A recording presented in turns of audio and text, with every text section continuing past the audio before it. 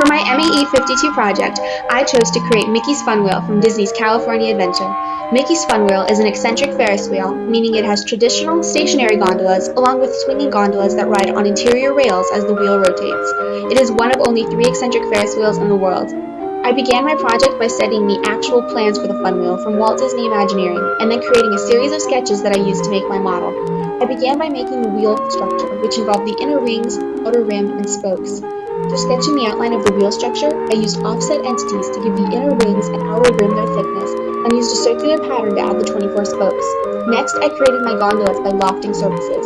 The gondolas proved to be very challenging due to their curved shape, and I found it especially difficult to add the windows. I cut extruded a series of projected curves and used filled surfaces to create the windows. To make the supporting legs, I box extruded a 3D sketch and then mirrored the extrusion about the front plane to create symmetric legs. In order for Mickey's Fun Wheel to spin, I created a motor.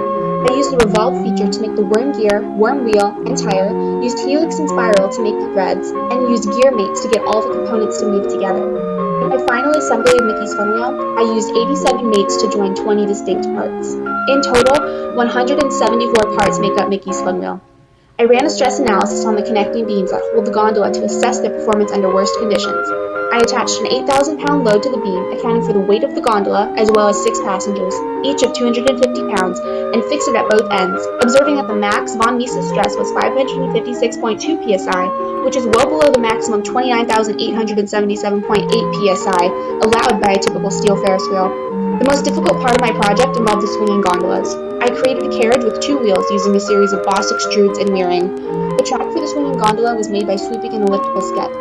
It took 30 different mates, including 2 path mates, to get the swinging gondola to swing properly on the track, and an additional 5 mates to attach the gondola and track to the appropriate place on the wheel.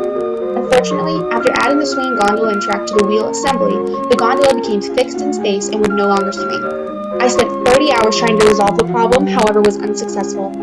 Overall, I spent about 100 hours on Mickey's Fun Wheel, created 28 distinct parts, and used 6 sub-assemblies to make my final model of Mickey's Fun Wheel.